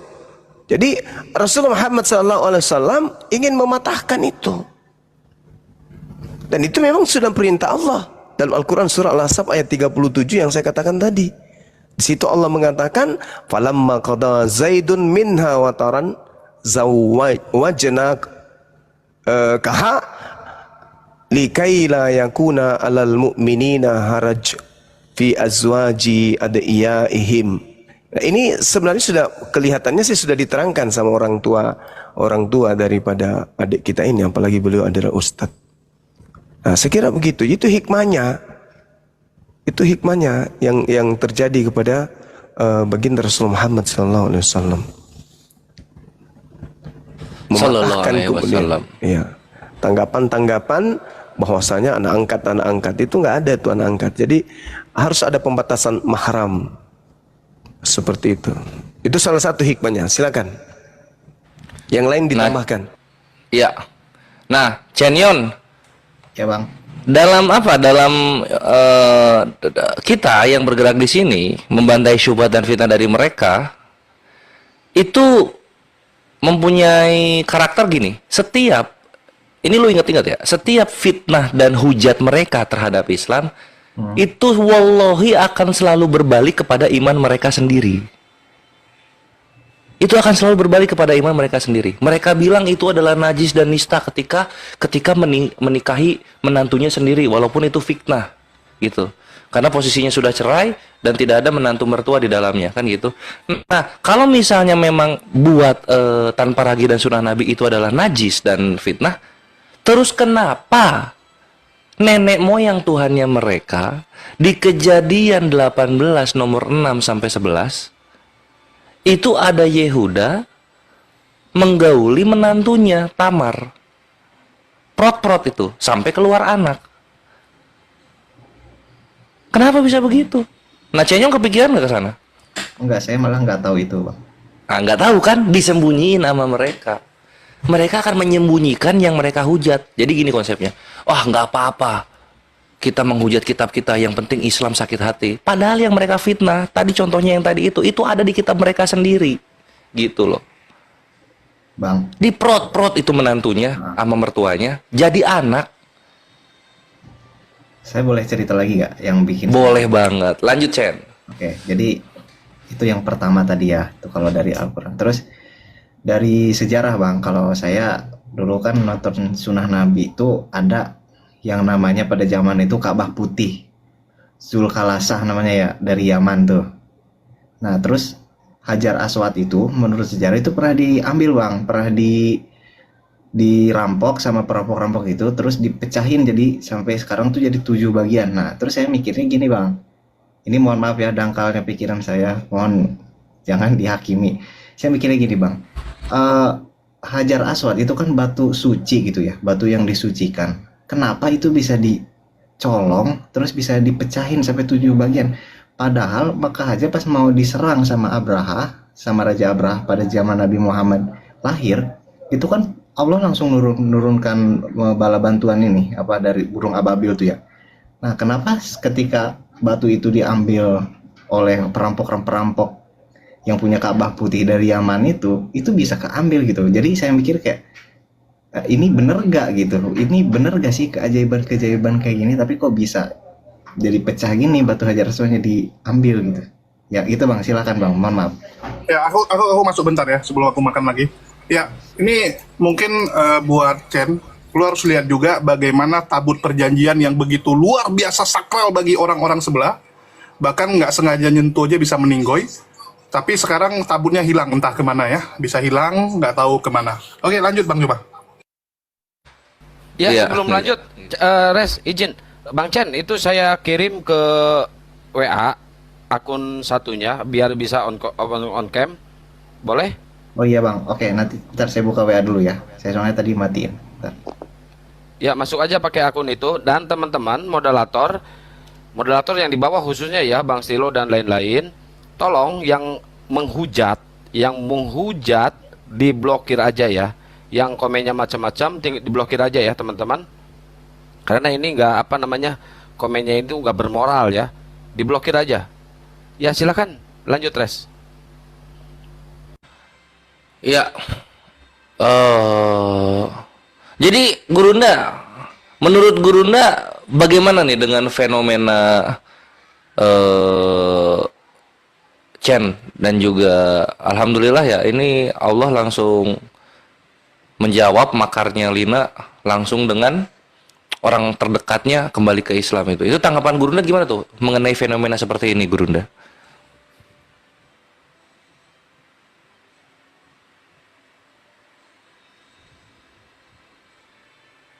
Waduh, Ikhwan, Gurunda futsal. Iya. Jadi mungkin aku Bentar. sedikit ya, sebelum Gurunda. Bang Jol izin. Ini Apa? Gurunda ada tamu keluarganya sebentar paling 5 menitan 10 menit. Oke. Aku mau nambahin buat Chen, mungkin lu boleh periksa reputasi Lina Wijaya dari channel-channel Kristen juga. Bagaimana orang-orang Kristen aja pernah ditipu ya oleh satu manusia ini. Jadi jangan kamu berpikir bahwa oh dia enggak lah gitu. Jadi jangan berpikir kamu merasa bersalah ya atas apa yang kamu lakukan. Kamu harus tahu ini orang benar-benar ular beludak. Bahkan orang Kristen sendiri banyak yang sudah ditipu ya. Nanti mungkin aku akan kirim ke kamu linknya ya supaya kamu nonton sendiri dan lihat sendiri bagaimana tanggapan teman-teman Kristen mengenai Lina Wijaya ini. Oke lanjut, Res. Iya. Nah, ini kalau soal beliau udah mualaf ya. Jadi kita ini flashback dan mereview kenapa itu bisa terjadi dan variabel-variabelnya yang membuat itu terjadi apa gitu. Tahu ujung-ujungnya Ikhwan, gua kasih tahu. Muslim walaupun dia seawam-awamnya Muslim, ketika dia mengimani tauhid bahwa Tuhan itu satu yaitu Allah dan Nabi Muhammad adalah penutup para nabi, utusan Allah, nggak akan betah mereka di agama yang lain gitu, apalagi di agama yang Kristen. Nggak akan betah mereka karena sangat bertentangan sekali gitu antara yang diajarkan mengenai Tuhan yang benar dengan praktek keimanan dari Kristen itu sendiri gitu kan. Tuhan itu maha kuasa maha suci gitu, dar di Kristen Tuhannya manusia pakai baju one piece yang sampai lutut gitu, lalu kulitnya putih berjenggot ya. Susah lah, nggak tenang bre, balik lagi dia gitu kan. Makanya satu-satunya cara Kristen untuk membuat Islam ada yang masuk walaupun itu sangat jauh dari ekspektasi yang mereka inginkan, yaitu banjir murtadin, tapi ternyata tiap 2 tahun sekali cuma dapat 1 gitu kan. Dengan cara apa? Ya dengan cara menghujat Islam gitu kan. Nah yang lucu ketika mereka menghujat Islam, mereka lupa di iman mereka ada yang seperti itu. Jadi ngapain menghujat Islam kalau ternyata iman mereka yang begitu, yang sesuai dengan apa yang mereka katakan gitu loh. Contoh tadi kan misalnya mengawini menantu. Loh, ngapain jauh-jauh ke Islam kalian hujat gitu? Itu kitab kalian udah tersaji dengan begitu jelas dan nyata dan indah gitu kan. Bukan lagi dinikahi lagi, diprot-prot langsung itu, nggak pakai kawin. Anaknya aja nyampe ke Tuhan lu itu apa hubungan darahnya kan gitu. Nah terus apa tadi? Oh iya, yang soal Hajar Aswad juga. Di mana konsepnya gitu ya? Di mana konsepnya? Ketika orang Kristen ini bilang, kalau misalnya barang itu suci maka barang itu nggak hancur, blok. Mau sesuci apapun itu barang, yang namanya barang itu ciptaan. Ciptaan nggak ada yang kekal, gitu. Ada hancurnya, gitu. Contoh tadi udah dibawain Julius, tabut perjanjian lo hancur, gitu kan. Contoh lagi, salib yang menjadi lambang keselamatan, bukan lagi lambang kesuciannya, lambang keselamatan hancur, gitu. Ya apalagi Hajar Aswad.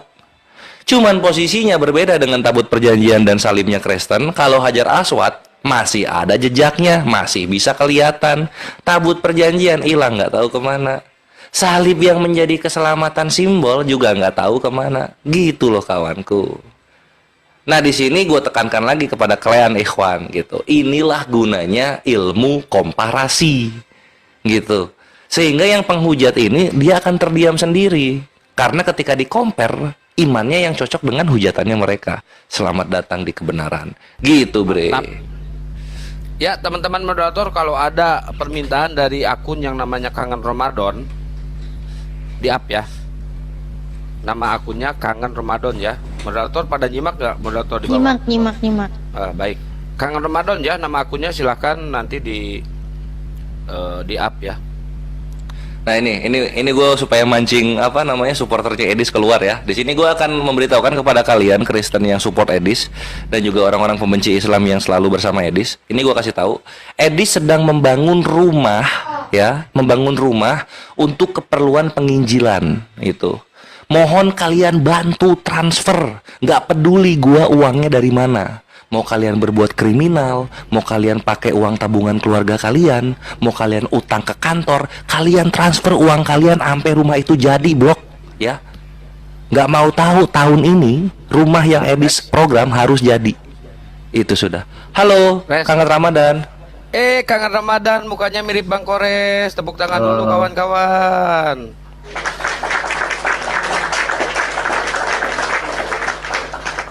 Masih mute itu. Ganteng, rambut lu kayak Vegeta, bre. Brodong. Oke, lanjut lagi. Tadi mau ngomong apa? Ini Ukti Hodija nemenin Syahdu nih. Ukti au. Apa ini kok Ukti au? Kenapa Ukti au? Titik kan Ukti Hodija tiap ngomong titiknya diganti au. Nggak tahu sekarang masih gitu nggak? Masih sih, masih. Mantap. Lanjut. Ya udah itu coba. Tadi mau ngomong apa tadi? Siapa? Akhi Chen Yong. Yang tadi Bang, yang batu pecah itu, batu Hajar Aswad itu pecah. Oke. Nah, gini gitu. Chen Yong itu kemakan standar yang mereka siratkan gitu. Kalau barang suci nggak bisa hancur. Nah kan konsepnya begitu mereka. Terdoktrin nih kepada Chen Yong. Oh iya ya, barang suci kok bisa hancur gitu. Nah, ini adalah sebuah pemikiran sesat yang coba disebarkan oleh mereka kepada Islam gitu. Yang namanya barang, my bre, mau dia suci kayak, mau dia dibilang kudus, mau dia bilang bersejarah, pasti hancur. Yang namanya barang itu pasti hancur. Karena barang itu ciptaan, kan gitu. Contoh tadi udah dibawain sama Julius. Tahu tabut perjanjian? Nah, tabut perjanjian itu adalah barang yang sakral dan penting karena di sana dijaga oleh 4 patung malaikat yang di dalamnya adalah Torah paling asli, gitu. Mana sekarang barangnya? Hilang Bang, nggak ada. Hilangnya kenapa lagi? Kalah perang dijarah, terus diambil itu tabut. Padahal diceritanya apa? Kalau orang memegang tabut ini, Tuhan marah, lalu kemudian mati itu orangnya, kan gitu? Kok bisa dibegal? Nah gitu. Ketika kita compare kepada iman mereka, nanti mereka bingung sendiri. Oh iya ya, tabut perjanjian hancur ya, kan gitu. Padahal tabut perjanjian ini, kalau kita lihat dari sejarah dan konteksnya, dia itu lebih vital dan lebih penting daripada Hajar Aswad secara keimanannya Yahudi dan Kristen. Karena disitulah firman Tuhan pertama ada, bukti di mana rekam jejak Musa berbicara dengan Tuhan, kan gitu. Tapi hilang sekarang, nggak tahu kemana. Begitu juga Hajar Aswad. Jadi nggak ada masalah kalau barang itu hancur. Dan di sini ada hikmahnya. Apa itu hikmahnya? Yang namanya batu itu tidak bisa menyelamatkan lu. Jadi jangan sampai lu berlebih-lebihan, dalam Islam itu artinya gulu, jangan sampai lu berlebih-lebihan menganggap batu ini. Gitu. Batu itu adalah batu yang mempunyai sejarah turun dari surga, lalu kemudian dipasang di situ ketika Nabi Ibrahim alaihissalam dan Nabi Ismail alaihissalam sedang meninggikan Ka'bah, lalu kemudian tradisi itu dipegang oleh anak-anak Ismail sampai ke zaman Nabi dan sampai ke zaman kita. Udah segitu. Nggak ada batu itu bisa memberikan wasilah. Kalau misalnya dicium-cium dia bisa memberikan kekayaan, nggak ada, bre. Jadi kalau batu itu hancur wajar, karena yang namanya juga batu gitu. Bukan sesuatu yang vital dalam keimanan Islam gitu. Sampai sini nangkep Chen Yon? Nangkep bang, jadi itu biar nggak mengkultuskan ciptaan ya. Berarti itu Mantap, betul sekali gitu. menunjukkan bahwa semuanya bisa hancur walaupun hal yang dianggap kalian suci gitu. Jadi yang kekal itu hanya Allah Subhanahu wa taala. Gitu kan Bang? Sohih mabre. Ya, Bang, Itu saya- banget. Sip ya. Nah, terpuaskan jawabannya? Puas Bang. Itu make sense sih kalau menurut saya. Itu kan menunjukkan keagungan Allah juga. Yo X. Kalau gitu silahkan pertanyaan berikutnya. Terus yang ini Bang, kalau yang saya nonton yang di Tanpara gitu, jadi surat Al-Lahab ya, kalau nggak salah, yang celakalah kedua tangan Abu Lahab itu ya. Nah, jadi di situ di framingnya tuh begini Bang, Tuhan kok nggak maha pengampun sih, Tuhan kok baper malah ngutukin ciptaannya gitu. Nah, jadi di situ juga saya mikir, oh iya juga gitu loh. Padahal kan harusnya Tuhan tuh menunggu sampai ajal seseorang tuh wafat, menunggu taubat, maha pengasih kayak gitu. Jadi pada saat itu dengar surat Al-Lahab, terus di situ juga disebutkan, coba kalian pikir orang Islam sholat, isi bacaannya ngutuk-ngutukin orang yang udah gak ada, yaitu Abu Lahab tadi ya. Nah itu juga saya kemakan di situ Bang. Mohon maaf teman-teman, atau kalau ucapan saya ini agak ini, saya pengen tahu gitu, itu aja. Oke. Nah, mengenai soal pengutukan atau ada ungkapan gini ya, yang ini yang kontras sekali dengan Islam men, di Kristen itu. Tuhan itu kan harusnya nunggu. Kan gitu.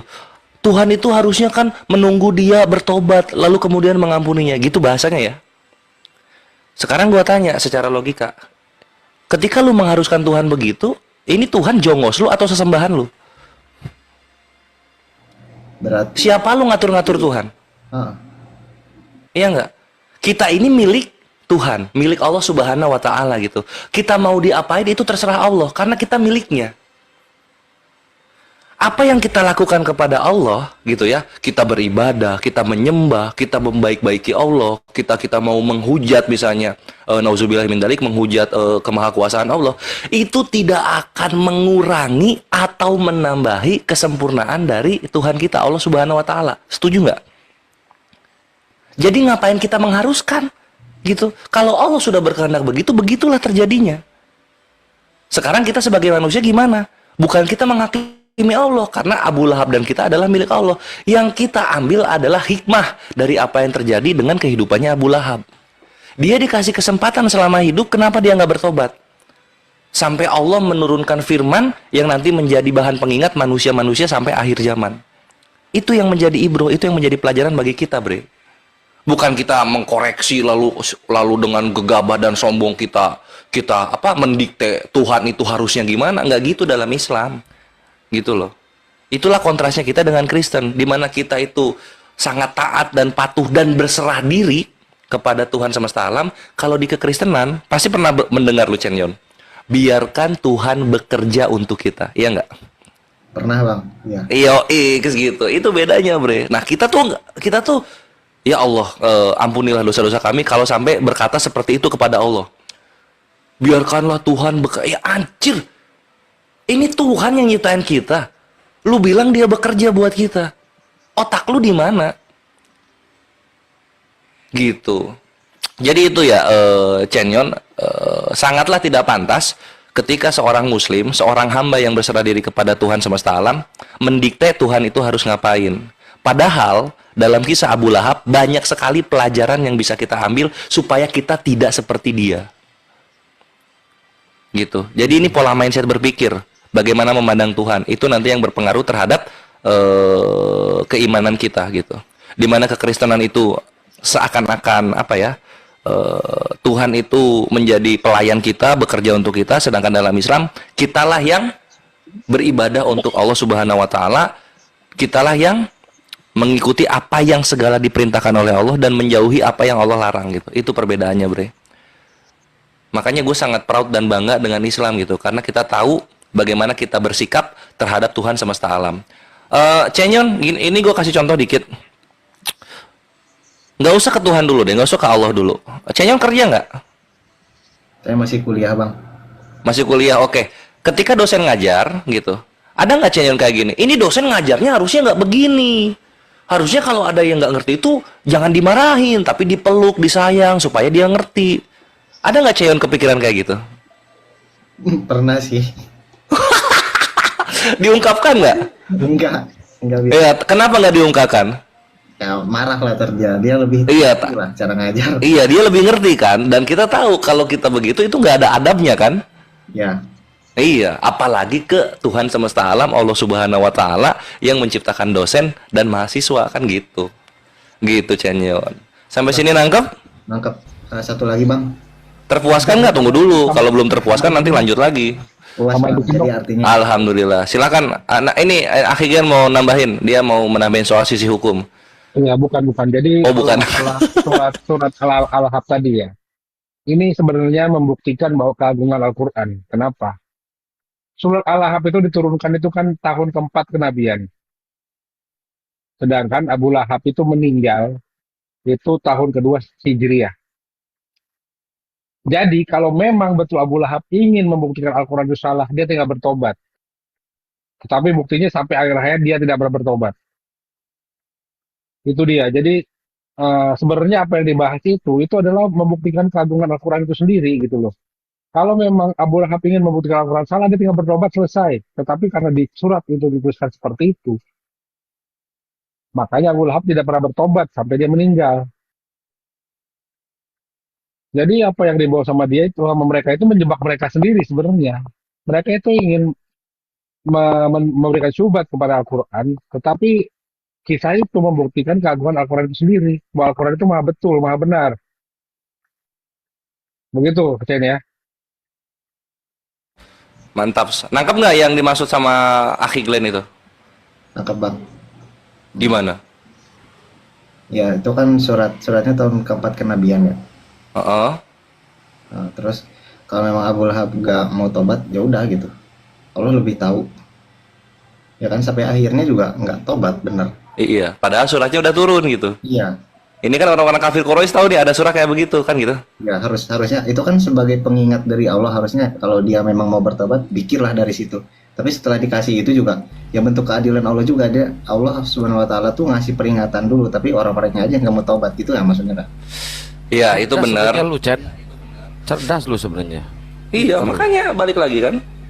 Oke, next. Apa tadi satu lagi? Tahu, dikit, gua Iya. dikit sebelum dia ke pertanyaan terakhir, gua dikit. Chen, waktu lu murtad, Abi, Umi dan keluarga lu reaksinya gimana, Chen? Jujur nggak ada yang tahu, Bang. Saya diam-diam karena. Tapi Abi tuh sama nenek udah ada firasat. Abi tuh katanya mimpi hal yang sama nenek tuh, katanya ngelihat Cecen tuh di gereja katanya. Di mimpi itu, dan mimpi itu tuh kok bisa sama persis gitu, makanya sedih lah kalau inget ke Abi gitu, udah ngecewain ya. Teman-teman juga jangan salahin ayah saya karena itu memang salah saya yang nggak mau ngaji. Jangan dibaca, yang di bawah jangan dibaca, nanti gua tutup lagi komennya yang di bawah. Ya itu kalau kan memang macam-macam. salah saya yang nggak mau ngaji. Kalau ayah saya udah nyuruh saya buat ngaji, cuma sayanya aja yang nggak mau. Ya Allah. Itu taunya kapan Chen murtad? Kan Abi ikut ke Kodondi kemarin, taunya kapan itu? Taunya sih saya nggak tahu persis lah, tapi saya baru bilangnya itu sekitar 2 minggu